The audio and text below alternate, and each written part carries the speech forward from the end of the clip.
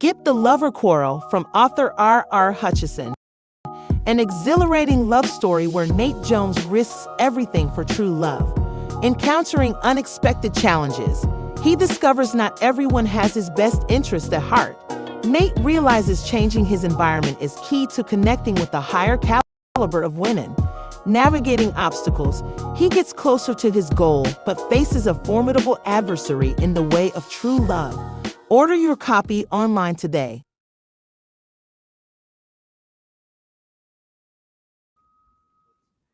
All right. We want to welcome, thank you for being here. We want to welcome everybody to Lovers Quarrel book signing, presented by Lightbright Publications. We want to give a big shout out to Lightbright Publications. I myself am the author, Mr. R. Hutchison, along with my co-host.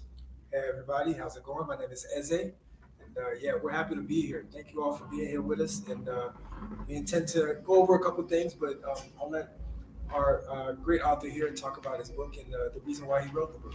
So this is the book we're talking about. It's called The Lover's Quarrel. It's a book written by myself, and essentially it's a book about a young man named Nate Jones in his pursuit to find love. Nate is ostracized from his romantic prospects, being on the shorter side, only 5'7" tall, and he's often cast to the side before he even get a chance for women to find love. One of the reasons I wrote the book is because I wanted to create a story that's relatable, but also create a book that people can get lessons out of, find lessons out of it, whether that's persistence, whether that's um, not giving up on your dream, or whether that is just the idea or the idea behind finding love. In the book, Nate is a resilient guy. He's a persistent guy. So he oftentimes doesn't give up on his goal and his dream to find love. Um, his in the book, it leads him on one side of the world, and his journey takes him on the other side of the world. But while he's along his journey, he discovers that not everybody has his best interest at heart. In terms of the process of writing the book, it was definitely inspired by some of my own personal experiences, just my own creativity, and imagination. Yeah, I think that's great. In fact, in this process, I'm going to be asking him a couple questions, and he's going to be elaborating. So I'll act as the Moderator. speaker. Yeah, on behalf of the viewers, because I read the book, I thought it was fantastic too, and there's questions that I think anyone who reads the book, whether young or old or anything, will have those same questions as well. So the intent is to elaborate on those things and give you guys a better insight.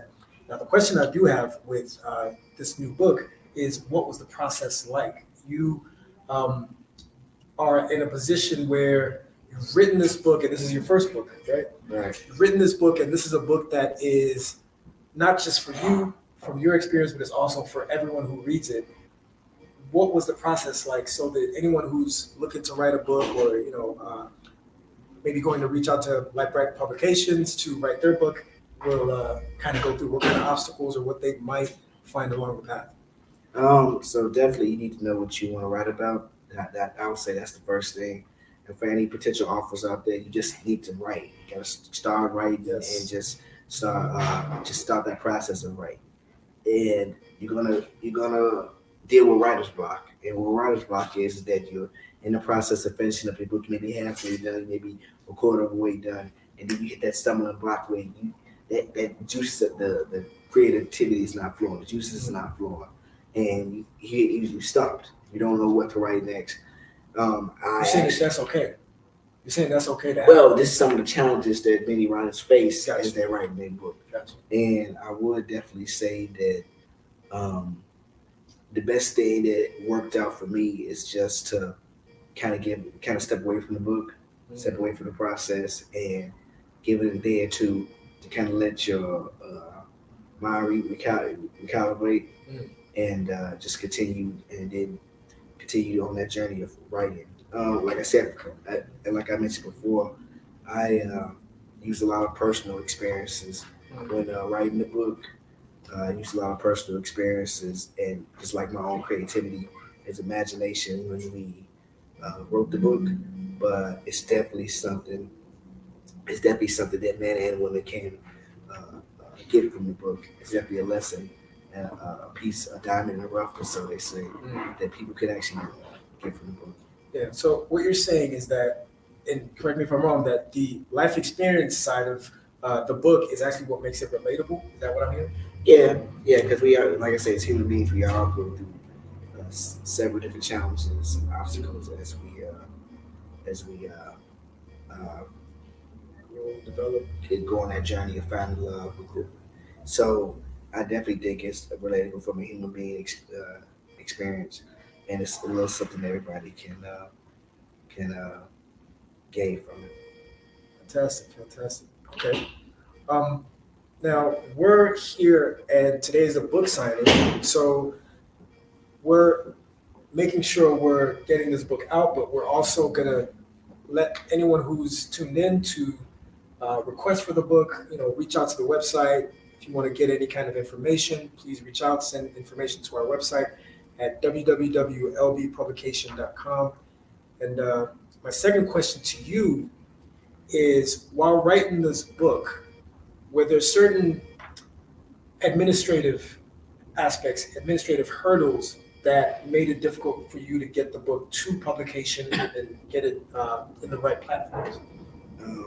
So what exactly do you mean when you say administrative? So going from what we just talked about is the creative side, the creative process to getting the book actually actualized.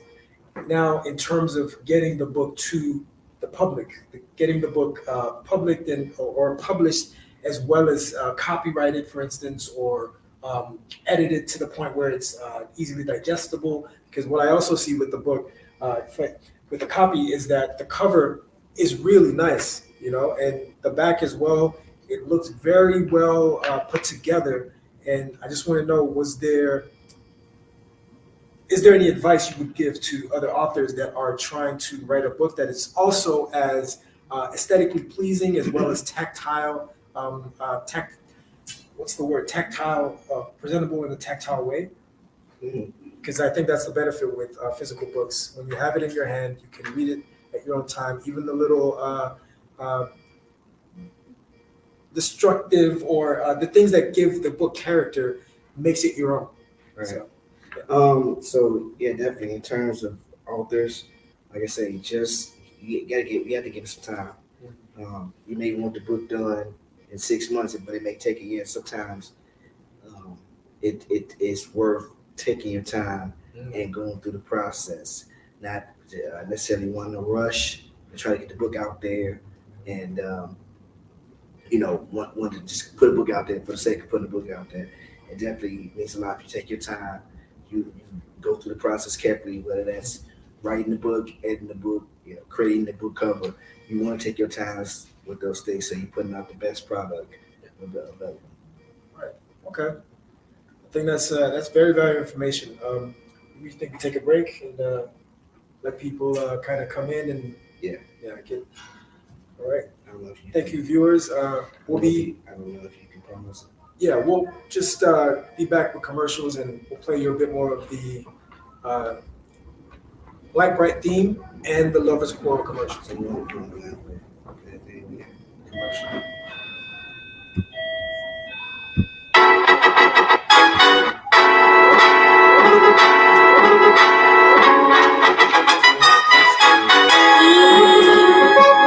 Quarrel from author R.R. Hutchinson. Words you wrote, the ideas you spoke.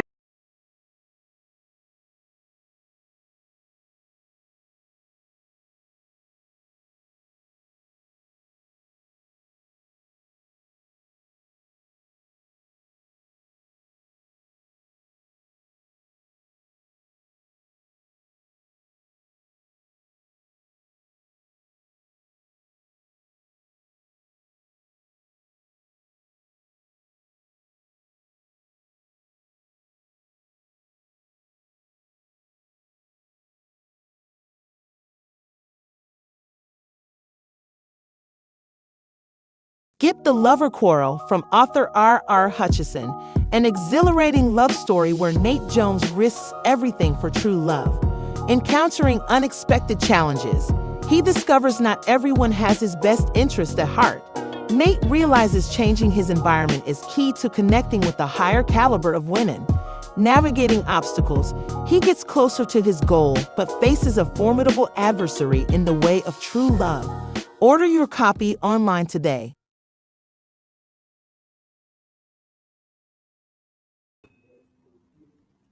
Yeah, we'll leave that. All right. So in this portion of the book segment, I'm actually going to read a chapter from my book, just to kind of give people a little bit of an insight about the book and about the story.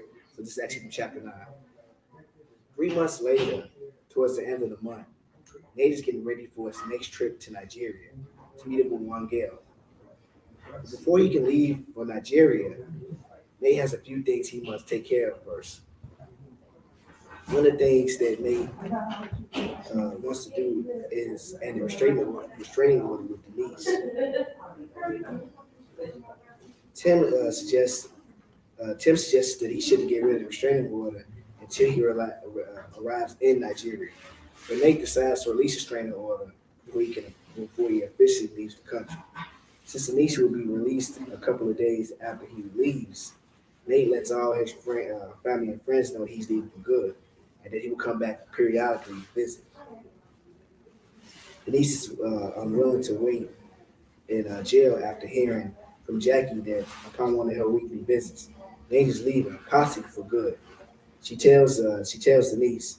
Denise has a plan to break out of jail and stop Nate from going to Nigeria. Denise bravely tunnels out her cell during the night with a rusty spoon and knife. By the morning, she has successfully reached the outside world. Now a fugitive, Denise hides out in Jackie's house for the time being until some of the until Nate's uncle alerts him of Denise's escapes. Nate heads directly for the airport the next morning. Once awake, Denise sneaks into Jackie's room that morning, steals her car keys, and gets in Jackie's car and heads straight to the airport in an effort to confront Nate. As she's driving, Denise searches and finds that Jackie has a switchblade in her glove compartment. Denise puts that switchblade in her pocket with a crazed look in her eyes. Nate's uncle releases an all-point bulletin on Denise, along with her identity. Denise races towards the airport. A traffic cop notices her identity and demands backup to apprehend her. Denise soon notices a few police cars and flashing blue lights behind her, but she decides that she ain't gonna let that stop her from getting to Nate. Nate arrives slightly at the airport, ready to get on a flight back to Nigeria. He rushes through TSA frantically towards Gate 3 to catch his flight time. Denise arrives at the airport with a band of police cars looking to detain her from escaping jail. She jumps out. She jumps out of the car and rushes to Gate 3 to confront Nate. Nate arrives at the gate just in time as he is in line to board the flight, and he hears, "You're not going anywhere, Nate." Nate turns around quickly to discover that Denise is right behind him with a desperate look in her eyes. "I'm sorry I didn't realize your value when we were both younger. I recognize the error of my ways," Denise explains.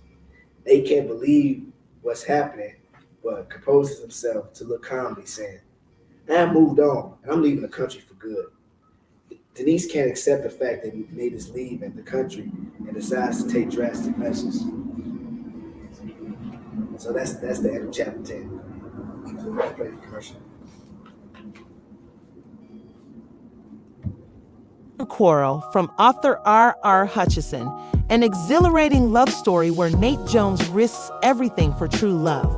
Encountering unexpected challenges, he discovers not everyone has his best interest at heart. Nate realizes changing his environment is key to connecting with a higher caliber of women. Navigating obstacles, he gets closer to his goal but faces a formidable adversary in the way of true love. Order your copy online today.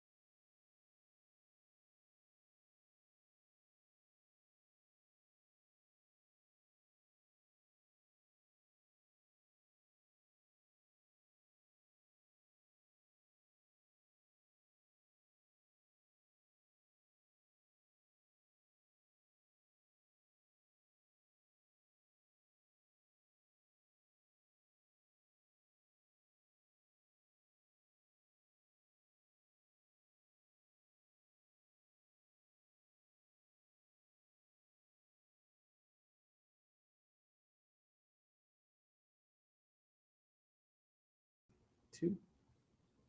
Go ahead. All right, viewers, welcome back. We just had our fantastic reading from the author himself, and we also want to bring this gentleman right here. We call him Brother Ali. I'll let him introduce himself to you better, but he is also one of our clients, and he has an amazing story that I think would be beneficial to all of us. All right, Brother Ali, please. Good afternoon. My name is Charles Smith, aka Ali, and I wrote a book and trying to get it published in Bright Light. Yeah, Light Bright, sir. Light Bright is a company that I'm handling it for me. Yes. And I'm trying to just tell my story where I can. I come up in Chicago, and I had belonged to I'm retired, a street gang member, and I wrote my story so I can hopefully that some of the young people in Chicago can read my story and make the right choices. So I think number one, they need to know what right from wrong. Number one, and I think if they know the difference between right and wrong at a young age, it will help carry them through life as they mature and develop. And I'm just appreciative that I just hope I can get my story out there where many people can read it and as possible. What's the name of the book, Brother Ali? The book is called Stone Love: The Real Life of a Black Peace Stone. And what made you write the book? What inspired you to write the book? Well, what inspired me, like I said, number one is I want to give back something. I don't think I can give back right now. Is to tell my story. Right. And hopefully that as many people as possible, especially the young people that read my story, they can find some type of connection. It'll resonate with them in some kind of way, to touch them some kind of way. That's right. I'm 77 years old. And this June I'll be 78, June the 1st. Happy early birthday, big brother. So I hope that I can by my story being out, getting my story out, that somebody it'll help them make the right choices. Yes. Young, old, in between, it doesn't matter. I got a lot of history in my, it may be a short story, but it's a lot of history in it. Okay. Yes, sir. Yes, sir. If I may, Go ahead. if I may, just elaborate a little bit on some of the points you touched on. The fact that this is someone who has lived the experience is why he's saying that this is something that can touch people in a positive way, right? I think we all would agree that when you hear a story from a big uncle or from someone who's close to you, Right. someone who has your vested interest, it's easier for you to agree to what they're saying, And to his point about getting this message to young people early, that is, to me and to us at Light Bright, the most preventative way to get our population into a better place in the future. And so we at Light Bright here, our purpose is to get stories that are not just influential, not just great, not just entertaining, but are also in a cyclic way giving back to the community, both mentally, physically, and spiritually. Yes, sir. So one of the questions I wanted to segue to is, while writing this book, and not to give too much away, we're not going to give out any spoilers, but what are some of the key lessons from the book? You could just give us one or two. My story is an interesting story. Yes, sir. Like I say, I'm 77, and I've been through. I started off early as what they might call they would call delinquent or juvenile delinquent. Right. I started. My home life, my family, my father wasn't there most of the time. I love my father and my mother's, but my father wasn't there most of the time. So I guess you could say almost. Well, we was on welfare. We was on welfare, public aid, and I got into. I started off early. Stealing. Discipline. Not being disciplined. I always did good in school, but whenever I went to school. So you're always smart. Yeah, I was always, academic wise. I was kind of, smart, but intelligence was never the problem. No, intelligence wasn't the problem, but I didn't have no discipline. Yes, sir. So I started off early. I've been through the youth commission, St. Charles. There's a lot of brothers, a lot of people know in Chicago. Yes, sir. You understand? I've been through the youth commission. Back in the day, I've been there twice. When I was young. I started off breaking into parking meters. Right. Graduating. Going from breaking into parking meters to breaking into cars. As you elevate. Yes, sir. In that endeavor. Yeah.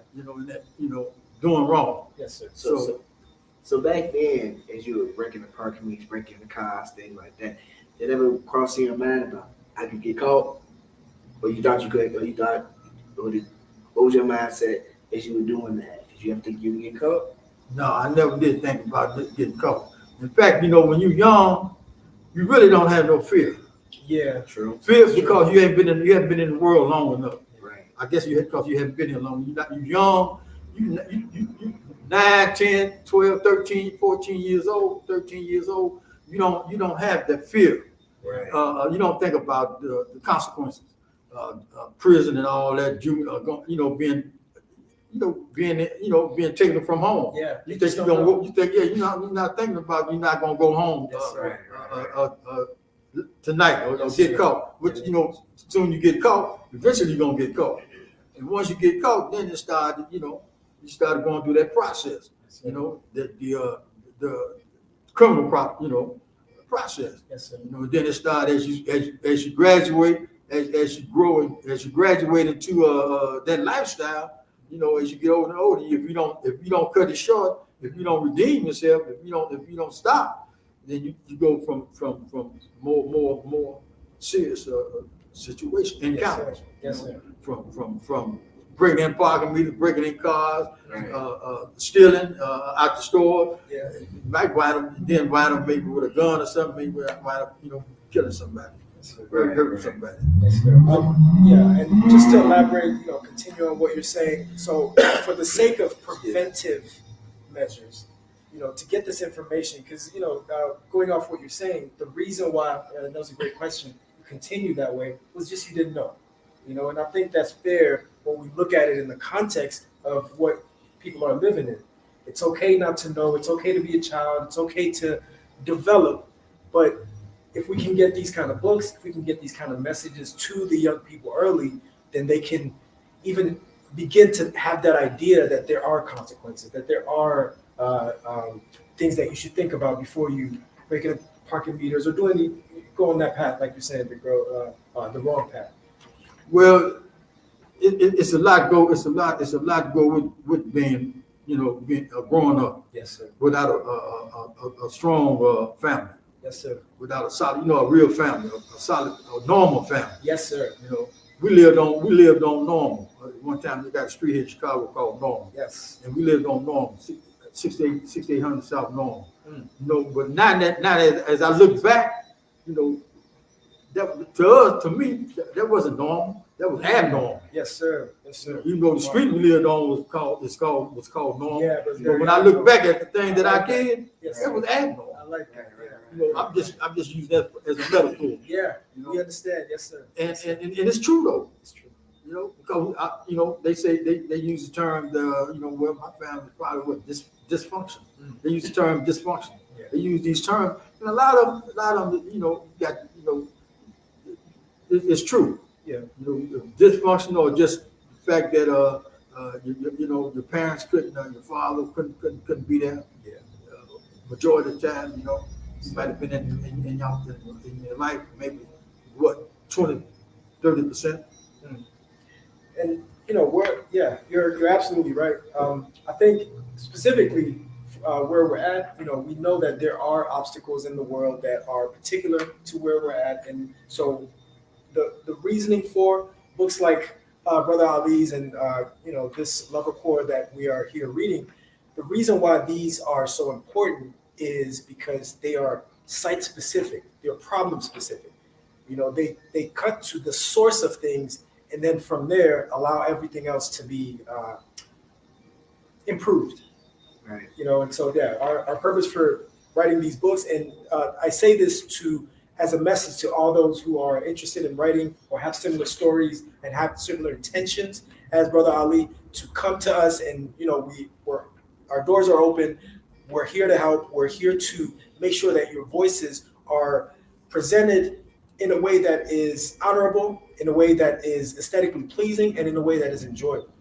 But Brother Ali, let me ask you. Yeah. If you met, young Charleston, 14-year-old Charleston, what would be one piece of advice you would give him now at the age of 77? At the age of 7, going back then to then, Yeah, when I was 13, when he was 13. Yeah, you met 13-year-old. When you bumped into 13-year-old Charles Smith, which one piece Wow, of advice you would give him? that's good. That's a good question. That's good. Wow, that's because you have to have a family foundation. You have to have a guidance, Right. a real guidance. You have to have a structure, a foundation there. If you don't have a family, if you don't have a guardian or somebody to guide you, you get good, advice. Then you're gonna wind up doing whatever you want to do. Right. So what would be that piece of advice you would give him? And the best advice you can to know, number one, the difference between right and wrong. Right.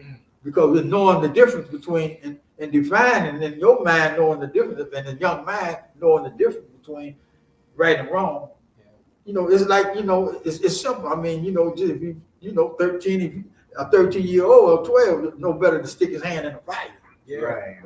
You know what I mean? True. So it's the same way with knowledge. Right. With understanding.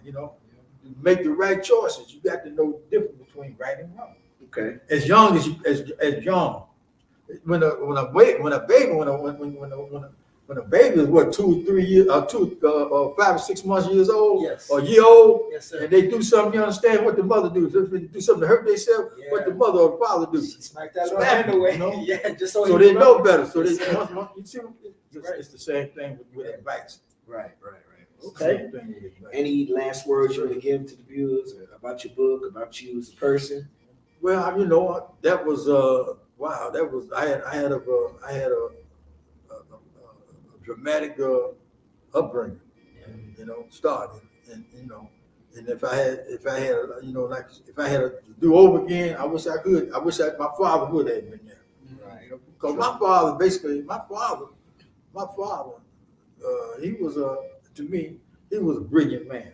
Right. He was a World War II veteran. Oh wow. And he had he was in World War II. He had a lot of medals, awards. They did three what they call 3 tours. Yeah, 3 tours. During World War II, the invasion of what they call the invasion of Italy. Okay. He was in North Africa. Wow. Campaign. I got medals of I got duplicate medals. Brother Ali, that's historic. I didn't even know that. Wow. And I got one of his discharge papers is in my. Hope it might be in my book. Be in my book. But That's And then also you were telling your mom did some work for Jones Brothers. oh yeah, my mother used to work. Yeah, she used to work for Jones Brothers. Jones Brothers was black policy kings in Chicago. Right. And she was good at that. She was good at. I mean, the policy was a part of the black community. right. As far as economic, as far as having a foundation in the black it was a community. brilliant concept. Right. Yes, sir. The policy was black, was basically black. Yeah. Black ran, dominated, Yes. and not just in Chicago, New York, and all the other cities. But it was mainly at first it was ran by. They were black the people. originators. Yeah, Okay. the originated. Black people originated. Like a lot I of know things. that transformed and evolved to Oh, what yeah. we have was the lottery now. Right. It started from Yeah, politics. right. And the day when the gangsters, when it took over the European gangsters, Yes. it took over from the blacks. Right. They moved in on. Chicago has a But rich then history. after that, you understand, the government, the real gangsters, Yeah. the government took over from the gangsters, Yes. so-called gangsters, and made it the state lottery. Gotcha. That's what they call the state lottery today. Same government. Viewers, I think we're getting some incredible history today, and if you tuned in, just understand that we're just as grateful, and we're really getting this message from Brother Ali now, and this is something that we're grateful to share with you, and we know that this is going to be something that's even bigger. So stay tuned, and we'll make sure we keep you guys updated. All right. Thank you, Brother Ali. Appreciate you, sir. Thank you, sir. Sure. Quarrel from author R.R. Hutchison, an exhilarating love story where Nate Jones risks everything for true love. Encountering unexpected challenges, he discovers not everyone has his best interest at heart. Nate realizes changing his environment is key to connecting with a higher caliber of women. Navigating obstacles, he gets closer to his goal but faces a formidable adversary in the way of true love. Order your copy online today.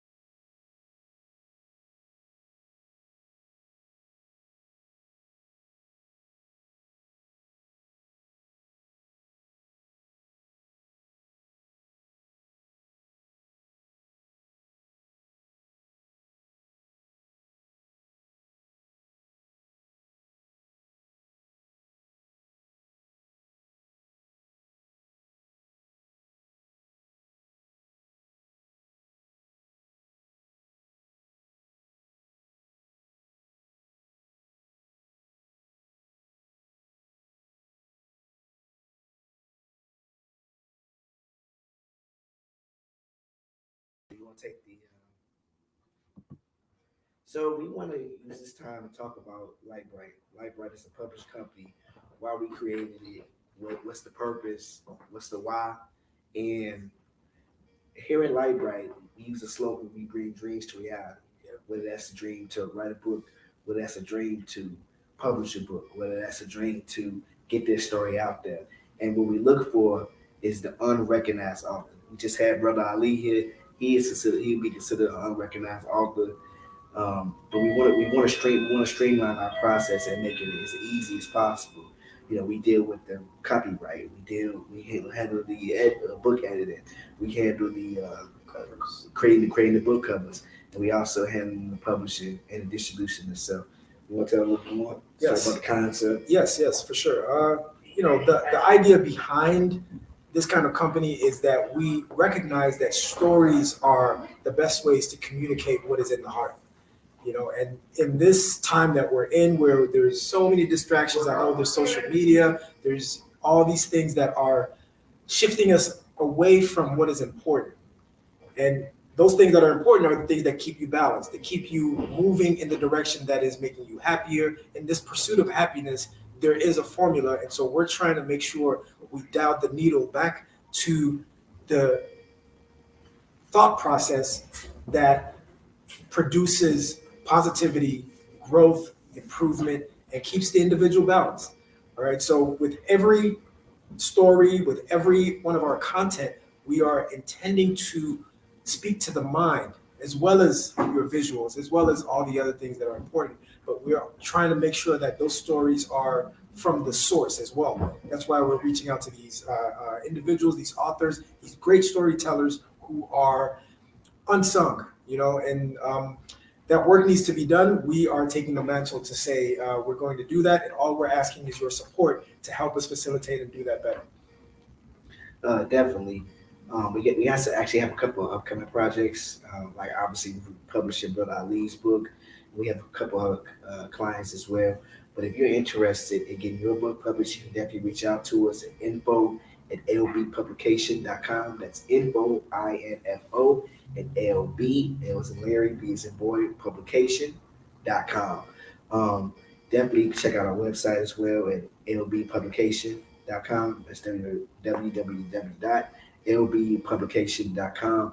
I'm actually writing my second book right now as we speak, The Lovers versus Rivals. It's definitely a story about these two oil tycoons and their offspring, two oil tycoons and rivals, business rivals. And they come to an unsettling circumstance where they find out that their two children are dating, and they can't allow that. So they use their money, they use their power to stop it at all costs. We want to give a big shout out to Eze.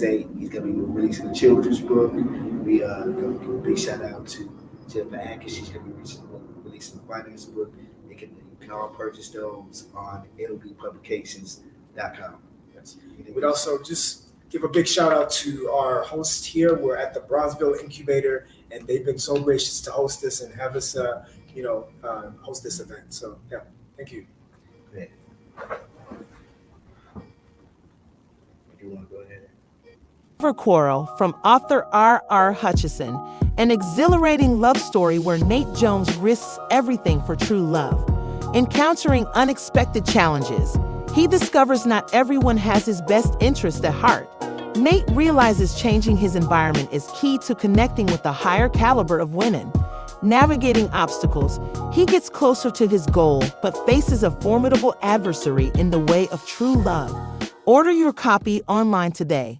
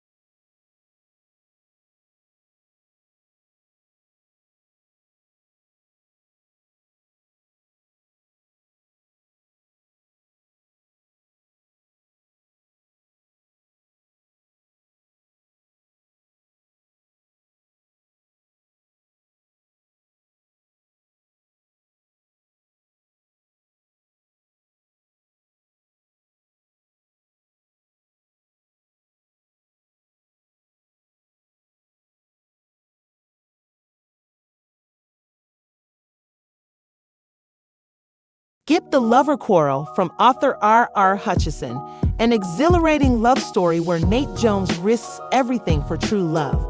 Encountering unexpected challenges, he discovers not everyone has his best interest at heart. Nate realizes changing his environment is key to connecting with a higher caliber of women. Navigating obstacles, he gets closer to his goal but faces a formidable adversary in the way of true love. Order your copy online today.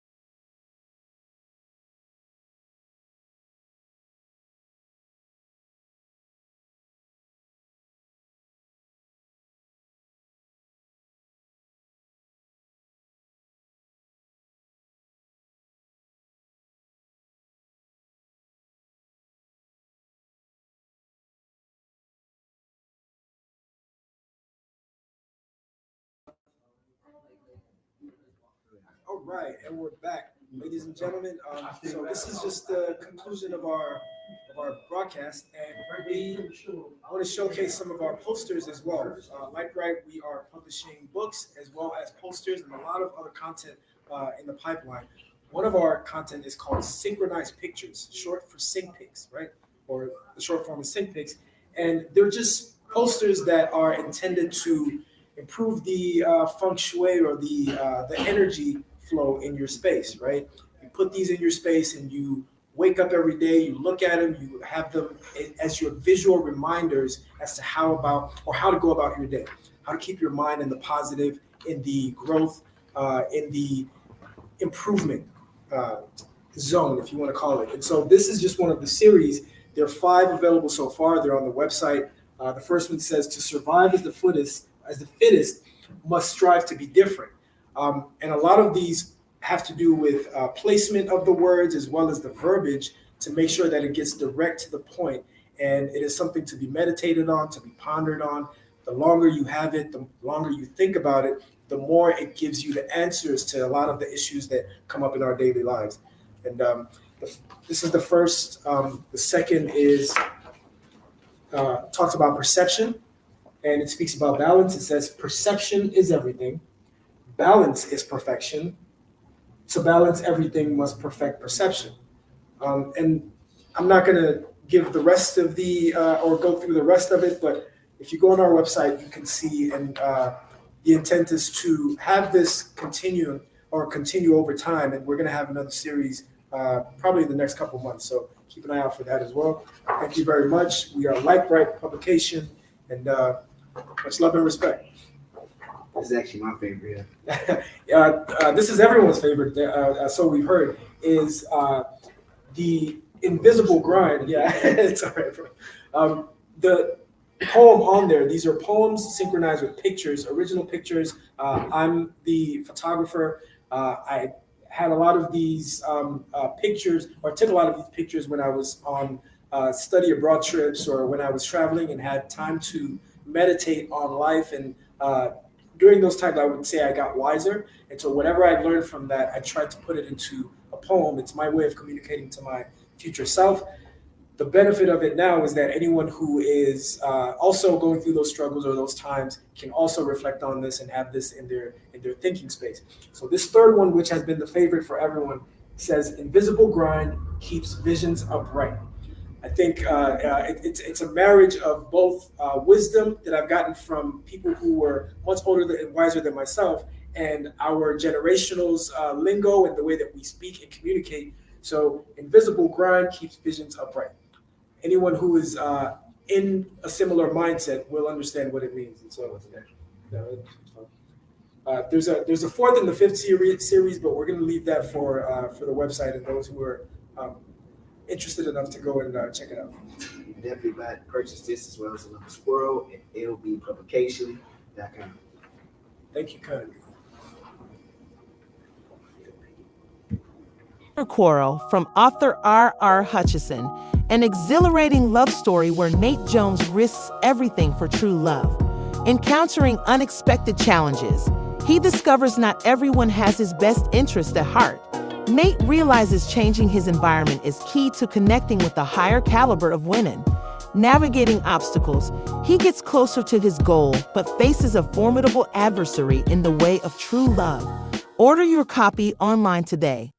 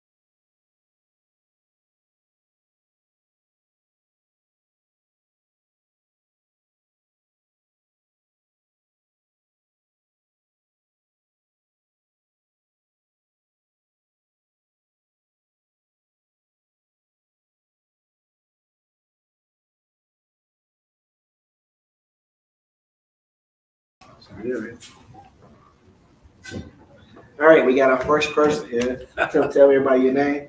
My name is Joseph Hester Kennedy II. You went ahead and purchased the book. We're going to go ahead and get that signed for you. Can you just tell everybody why you purchased the book? What made you purchase the book? Well, actually, this is 2 generations for me. I do know his father, and I've professionally have met him. I'm very encouraged by his vision, his mission. Professionally, we're doing all we can to see that he continues to build his brand as far as being a publisher. And so now I get a chance to see the product. That's right. So that's the intent of the book. Also, I do know that it'll be a joy to be related to a second generation. I've known his father for about 50 years. Reggie, please excuse me for saying that. But it would be a pleasure just to see your heritage continuing in your son. So I'm looking forward to reading this. All right, I appreciate you. Thank you. All right. Okay. Thank you all for tuning in. We're gonna take a break. We'll be back in about 30 to 45 minutes. Okay. So you can go ahead and For Quarrel from author R.R. Hutchison, an exhilarating love story where Nate Jones risks everything for true love. Encountering unexpected challenges, he discovers not everyone has his best interest at heart. Nate realizes changing his environment is key to connecting with a higher caliber of women. Navigating obstacles, he gets closer to his goal but faces a formidable adversary in the way of true love. Order your copy online today.